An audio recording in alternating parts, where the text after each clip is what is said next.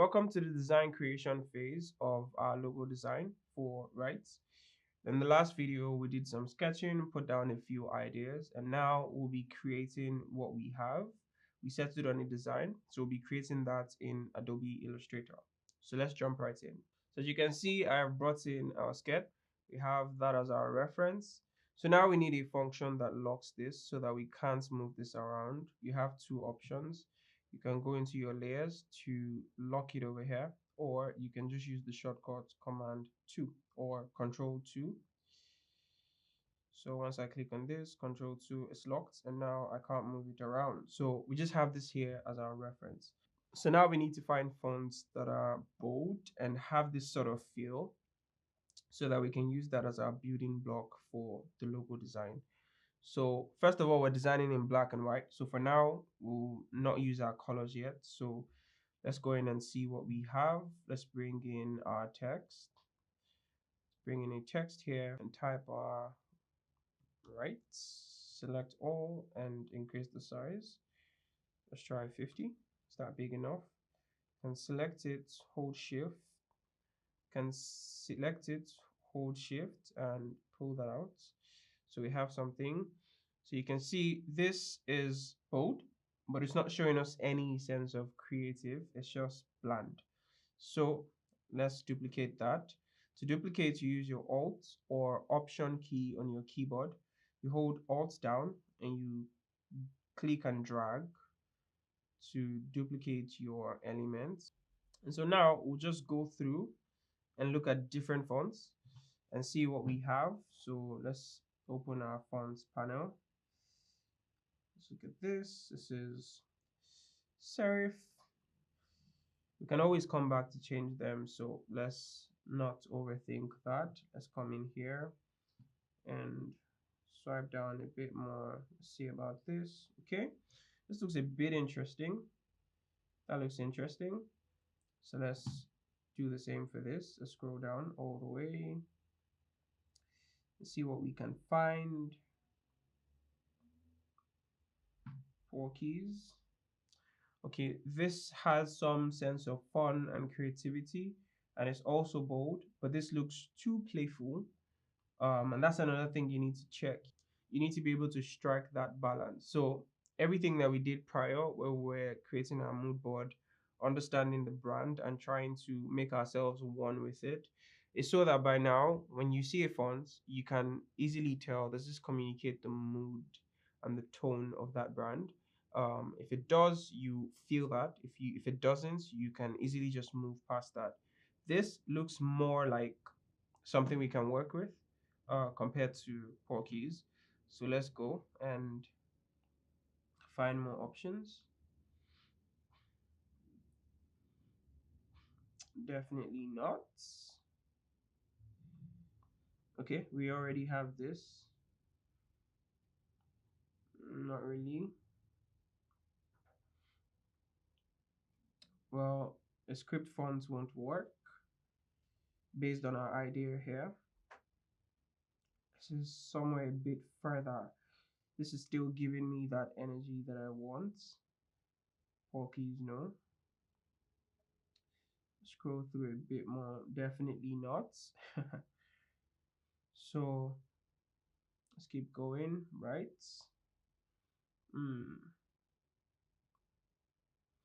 Nah, that's too bland. Repeating that, right? Uh, nah, that's too chalky. Let's go all the way down. Let's go back all the way up. Let's see what we can find. So we have Mpoma.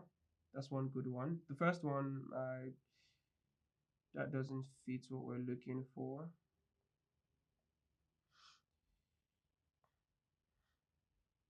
Okay. How did we skip this? Okay. Let's take this one off. I really like this one. Let's pull that out. Bring that over here. Now this one has a little bit more sharp edges, although we can fix that. That's not a problem at all. This one has that really nice blend between, it's bold, It's creative, but then it's not like too far off on either side. So let's say we're working with this 2 for now. Let's pull this all the way up here and let's duplicate them. Let's bring it down. Remember, Alt click and drag to duplicate. And if you remember something that we did when we talked about the introduction to Illustrator, where we took our text and then turned them into vectors so that we can move the individual characters around, we can change their shape and do whatever it is we want with them. So let's do that here again. We select both and go to Object, Expand. Make sure our object and fill is selected and click on OK. And make sure that we ungroup them. Let's select to be sure. Okay, now we can work with them as individual characters. We can do this and edit them as we please. Same thing here, we can make the edits. So remember I was saying the boxiness is not our problem because we can adjust that. It's because we can come in here, select our direct selection tool. That's this white one. And well, it would be inverted if you're using the light theme or something brighter, but you can hover over it to be sure that it's your direct selection, or click on A as your shortcut. And I can either click this particular node and work on that one, or I can click here to just create that roundness. All right, you can see I can click here and do the same thing here, create that roundness. So that's something we can do to make some adjustments. We don't have so much time, so we'll go with the other one because this is very close to what we're looking at. I can imagine what that looks like in very big text. So a few things that we have, let's go back here to look at our reference. So we have two different things here. We have the one that is still text, and we have the one that we've converted to an object. So now we can manipulate it however we please. So let's go in here and see. We have a full stop here, and we have a pen here. So let's go in and try to adjust this a little bit. Remember we said we can have a straight line, or we can manipulate the flow a little bit. So now here's another important tool that you might need. Let's go into our view and go all the way to rulers and click on show rulers. Now let me zoom out so that you can see the full screen. So now we have our rulers here. You can see this. We have our rulers. Swipe in. Let's zoom in. One thing that we can do using our rulers is we can pull out guides from our rulers. So let's move this up a little bit.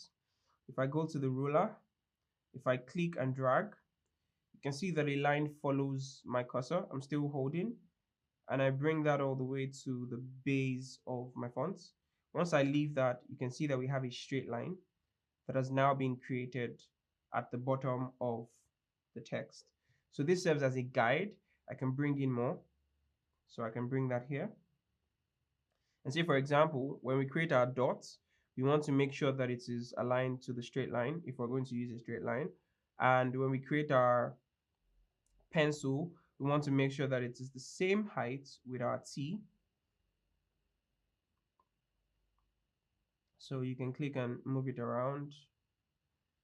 And if you don't want it anymore, you can simply just drag it back to the ruler and drop it, essentially.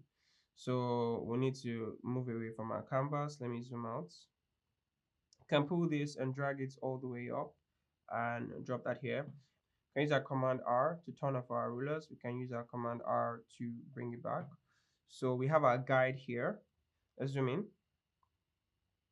And because we have individual letters, we can move them around. So let's select our W, and we can do anything to it. We can rotate it. We can bend it however we please. So let's do, this is what we had before. Let's raise it up a little bit and bring it down so that we maintain that line. Just some order for our professionalism keyword. We can rotate this a little bit as well. make sure that it stays on our line, just to create some equal space here between this area and this area. Can do the same, move this out a little bit. Let's move this out and rotate it a little bit just to create some difference. Can nudge it down to make sure it's the same line. This is the one we're working with here. This is an extension. It's a tail. Same way, this is a tail, so this is our base. And you can move this one out.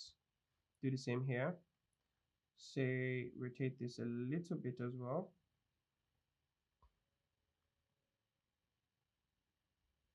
Move it to make sure that it's aligned. Move this one back in. We don't need to have exact equal spacing between each letter, but if you wanted to make sure that you have equal spacing, and again, that's because of the kind of fonts we're using. If you're using fonts with proper straight lines, so a sans serif, and you want to make sure that each character has the same spacing between them, say you're using your H, your T's, and all those lined letters, you can bring in a shape, say a circle or a square, whichever one, to measure the spacing between this one and this one. You can change the color to red, extend it all the way. Now I'm just showing you an example. Extend it all the way, and essentially just take that shape and place it at each section, and you use that to do that measurement between each letter. We don't need that here, so let's move on. This feels a little bit far from our T compared to the remaining, so let's do some nudging, and let's also rotate it a little bit. So I think because we did that rotation with our T, now it looks a little bit more decent. We can bring this in a bit more. So now let's start adding our extra elements. Let's do our dots. That's easy to create. Shift, pull that out. So we have that dot over there. Select this and bring it in. Just make sure that it's not too far, but then it's also not too close. So this is the line we're working with. Let's move this here. You can also bring a vertical line as a guide, so it doesn't have to only be the horizontal one. So you can just keep this to make sure that the spacing isn't too far. So now we have our dots. Let's see what this would look like. Let's nudge it forward a little bit. So 1, 2, 3. All right. So we can move this away so we see our logo properly. I'll show you selecting the guide. Now, once you select the guide, you can see that it's blue. I can click on delete to delete it. If I click here, you can see that it is blue. You can delete it as well. So now we have our logo type. We need to turn this one into a pen. Just give it a sharp edge to illustrate that we're writing something or creating something. So let's zoom in, pull that out, and make our selection and figure out what tool we want to use. Do we want to use a triangle? Do we want to use our pen tool to draw out the pencil? What do we want to use?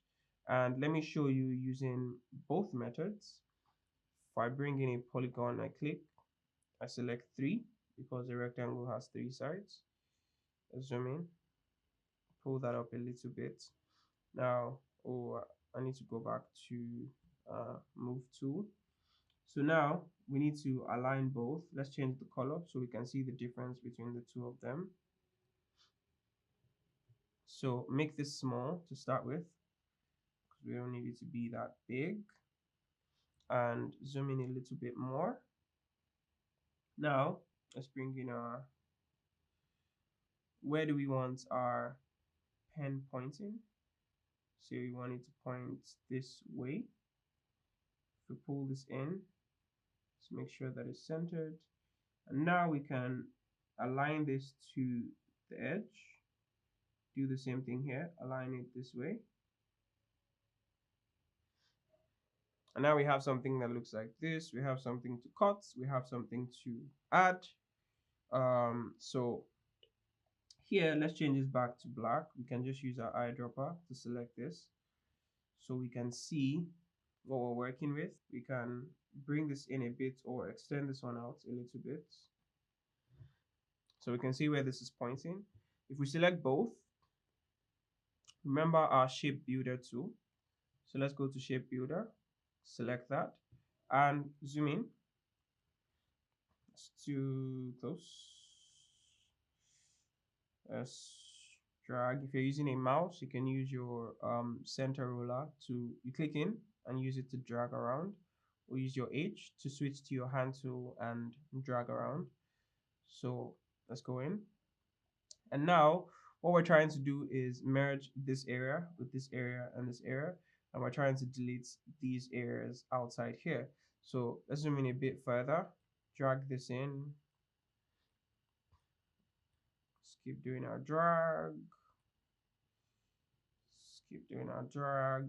And now we can see it a lot clearer. So you hold your Alt key on the keyboard, Alt or Option key. And first of all, let's take out these small ones here. So deleted. Same thing here, deleted. And we want to take this one out and take this one out as well and merge these three together. And now we have one element.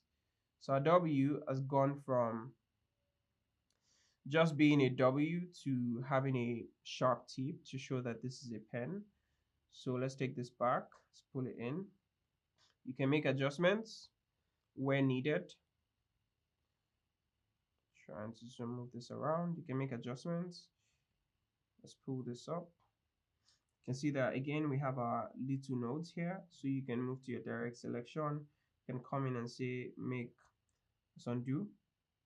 You can double click to make sure that you're selecting just that section.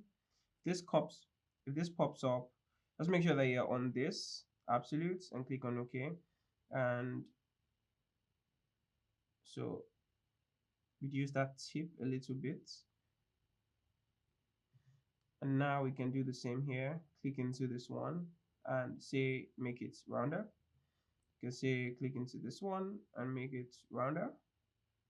Same thing, you can go in, click one. You see the nodes, they're short because the curve is very, very small. So zoom in and you can also, manipulate them however needed. See, you can add like a little edge over here, can edit that.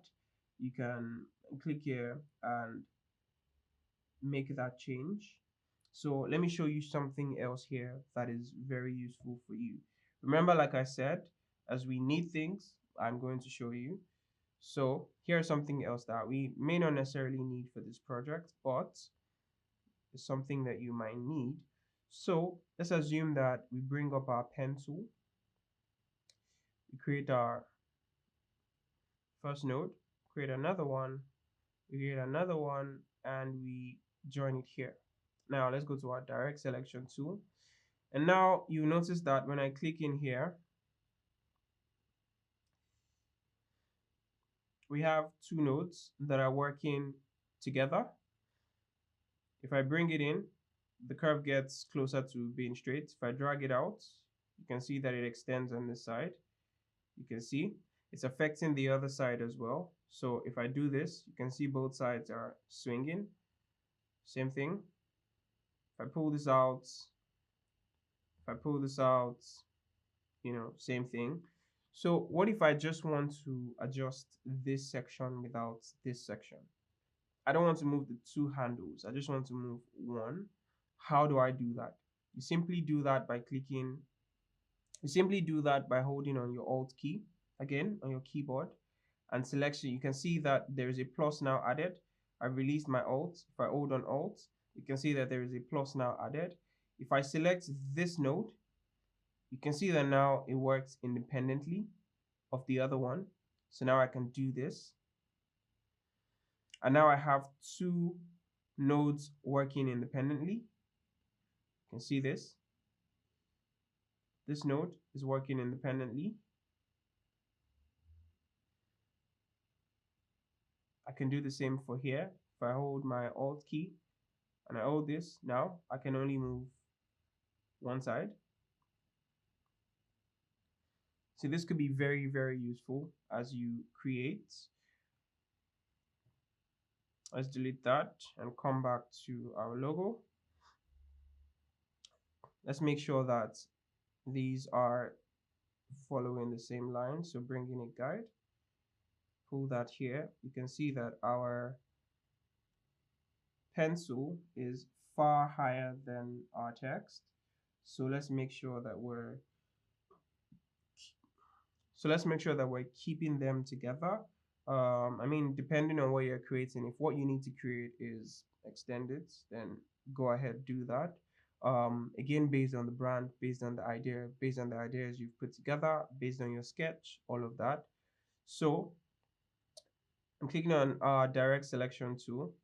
I click on this, I zoom out and pull this out. Now you can see that we have nodes all the way here, and all the way until this we have a straight line. So what we want to do is move all these nodes and reduce them in length. So I would drag a selection over those nodes, and now I have all those nodes selected.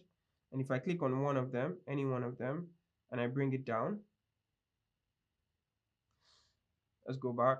This selected my guide as well. So let me move this up. Make sure that I'm making my selection, and let's move this down. You can see it move. You can move that around, as you can see. Let's keep that in proportion. Let's bring that down. Let's click on our V to make sure that we can move this. Let's adjust this. Let's move this down. And now we see that we've gone past. Let's also make that selection again and drag it up.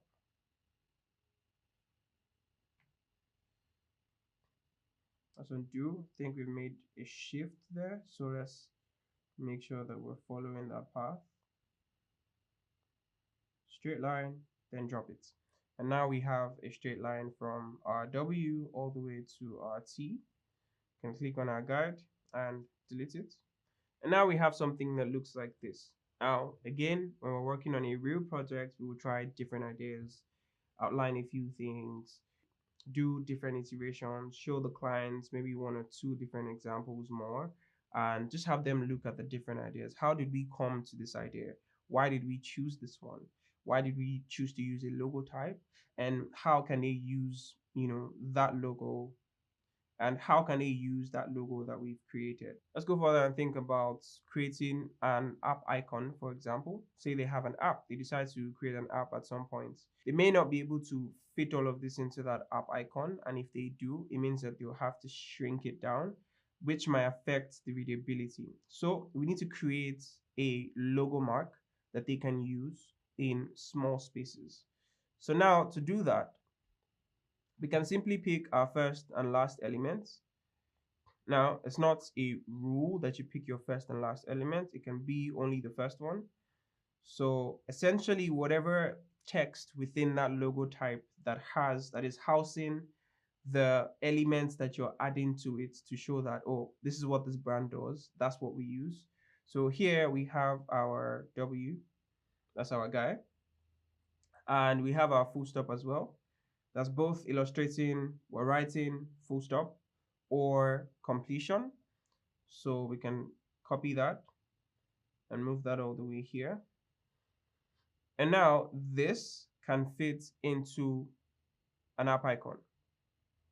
Let's quickly illustrate that. Let's bring a rectangle. Now pull this out. Make sure it's a square, so hold your shift. You know how app icons are usually rounded, so we pull this in to create some roundness on all sides. Remember, if you want to do it on just one side, you double click, same way in Photoshop, to select just that one area, to select just that one corner. Remember, if you want to work on just one corner, you double click to select just that one corner and you drag that. So now we have this. So let's change the color of this to white. We can do that here. Pull this all the way up. And now we need to create some distinction between this shape and our background. And we can use our drop shadow for that. So if we go into effects and we go into stylize, now all these different effects you can play around with blur, Gaussian blur, and different effects. If we go to stylize and we click on drop shadow, you can see we have other types here. Drop shadow. Let's adjust this, make it 15. We can reduce our offsets. Let's work with 4 for each. And increase our blur to 10. And click on OK. So now we can see that little distinction between both. Let's group these. Group. And hold shift to pull that in. And bring that here. Now, awesome. We have this at the back. So you might wonder, how do we move things on top of the other here? In Photoshop, we can easily go into our layer panel to move things around. And here as well, we have our layers, so we can do the same thing. But how do we do that without having to go all that far? If I right click here, so we can see our functions here like we had in Canva, our bring to front, bring forward, send backward, and send to back. And we can see the shortcuts here, command and our square brackets, the right, the left, and we add a shift to go all the way to the front, add a shift to go all the way to the back. So let's bring to front. And now we have that. Let's make this a little bit smaller. And we can select both to center them on both axes. And now we have something that can be used in smaller spaces. So, of course, we'll still add our colors, and that's what we'll do next. So you can see that we have two variations for our logo. We have the right, which is our logo type, but then is also the primary logo. And then we have another variation that can be used in smaller and tighter spaces. So we can use this without that. We can make this a circle. Depending on the background we'll be using it on, and place this back to the center and use it with a circle. So if they wanted to print out a tag or label or something, they can use the logo mark instead of the logo type. So these are variations that we can create for our clients. And now let's work on adding our colors. So let's create 3 small squares down here. We can make this rounded a little bit, and Alt to select and drop, select again and drop it. Let's make sure that it's aligned to the center. We can click in for more options, and these are justify options. So we have them arranged horizontally, so we want them to have even spaces between them. So we click on this and that makes the adjustments, although I think we already had that covered. So now, because we have 3 colors, so we'll be replacing the color for each of these squares with the brown color and keeping that here so that we can always pick on that color later on. So let's go to colors to grab our colors. The first one is let's copy the color code and head back to Illustrator. We can select this, double click here and paste this. Click on OK. So we have that. Do the same thing here. Go all the way, select this color, copy it, come back to Illustrator, go in here and paste it. Select that and do the same thing here. Copy this, copy, go all the way back to Illustrator and select that. And we do the same thing. Click on OK. And now we have our three colors here. So let's start applying them. We can select all and use our eyedropper, make this blue. Okay, looks interesting. To add some interest, we can make this one this color. Okay, now we have some interest. We have that trust and that creativity and fun, and we have that all in our logo type. So we can apply the same here. Select this, make that blue as well. V. Okay, no, let's ungroup this so that we can work with them individually. Or alternatively, let me group them back. You can click once, then double click to go into this group. You can see that everything is faded out, and then click on that element and you can adjust it. So click here again and double click out. And so we have something that looks like this. Now, typically we'll create different variations. So let's do that. You can see our logo here. Let's unlock this one, right click, unlock this file, and we can either delete it or keep it somewhere. I'll just delete this for now and do the same here. Let's take this out so that we can focus on what we have created. Let's move this up. And again, typically we'll create different options. We'll create a white version. We'll create a version that has this color. We'll create a version that has this color. We'll create a version that has this color. And we'll also create white and black. So let's work with this one. You just know to replicate that for all the different use cases. Let's bring that all the way down. And for this, we can do one that has all the colors be the yellow. Now we have that. Looks interesting. And we might use that in cases where we have, say, a blue background and we just want to put our logo there, or we can use white depending on the use case. Here we can select this. We have two colors, that's why you can see this question mark here. But if I click in, it means that it has multiple colors. We can go and select a black and do that as well. So typically here we would export our elements in groups. So let's do this. Select this one and group it. Select this one and group it. Select this one and group it. So depending on the number of variations that you create. And we have a specific tool in Illustrator that helps us export the assets within our documents. So now we would export our elements in these groups. So we have a specific tool in Illustrator that helps us achieve that. And we'll find that we have that open here, but if you don't see it in your panel, you go to Window and go to your Assets Exports. Make sure that you have that selected. And now we have this panel open. This is the icon for Asset Exports. So now let's just select this. And if you come in here to click on plus, we have that here. Come and select this one as well. Click on plus. We have that here. Select this one. Click on plus.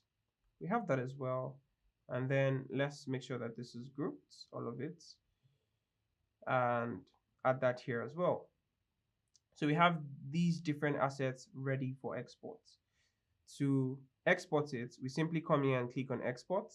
We have a few options here. So you would need to give your clients a PNG version, but also an SVG version, so that in cases where they need to adjust the colors or whatever little adjustments they need to do, they can do that. So we go into PNG, we can change that to SVG. If they need it as PDF, you can do that as well. So we have one scale, we can do 2 scale as PNG. You can add another scale, do this at 2 and change this to, say, SVG. And once you click on export, it asks you where you want to save it to. Let's go into Write Logo and choose that. You can see that it's exporting our assets. and we can go all the way to that folder. Let's go to right logo. And now we can see our two folders. We can see our SVG. We have the asset here. We can see our 2x. We have the asset here. So I made a mistake. Let me show you what happened, because you might run into this issue as well, where you come in and just click on export. But it's important that you select all the different things you want to export. So what I did was click on asset 6, and that's the only thing that got exported. You can also change the name. So if you double click on asset 6, you can change that to, say, app icon. So instead of showing you asset 6, it will show you the name. We can click on logo blue. Rename that to logo blue. We can say logo yellow,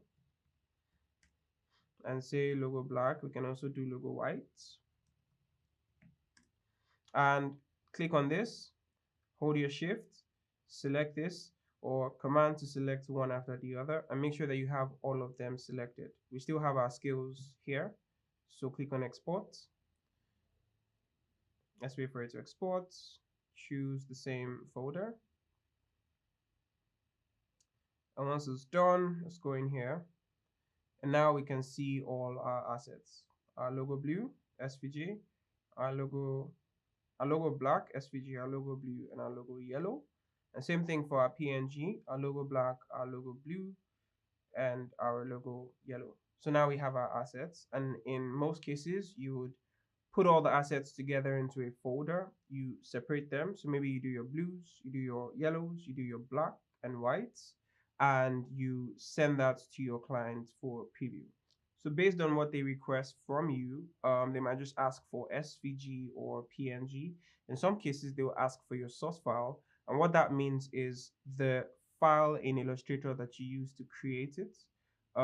Some designers will charge extra for that. So you save that document as well, and you add it into the folder that you're sending to the clients, and you send that to them. So at different stages within the logo design process, you would communicate with your clients. Remember, we're working with a fictional brand. So we're making these decisions ourselves, or trying out different things ourselves and selecting by ourselves. But if you're working with a client, you would need to, at different stages, share your work with the client. So once you have sketches that you like, you can share your sketches. Once you have your first iteration, so for example, you have your white logo mark and the white logo type, you can send that to them to quickly look at that and get feedback. But another thing that you can do is create a logo presentation. And in this presentation, you explain your ideas, why you decided on certain things, where the design can be used, the mood board, all the different things that you put into consideration to create that design, so that they can understand what was going on in your mind. So in this module, we've looked at the logo design process. We've looked at the sketching parts, the research parts, the concept development, creating our mood board, using our whiteboard, and all of that. In the next module, we'll be looking at using this logo to create our logo presentation that we can share with our clients, which will also teach us how to create presentation designs. We'll also be using this to create a social media post. We'll create some mock-ups, and I'll show you what mock-ups are and how to work around them. And we might just create some icons. So see you in the next module.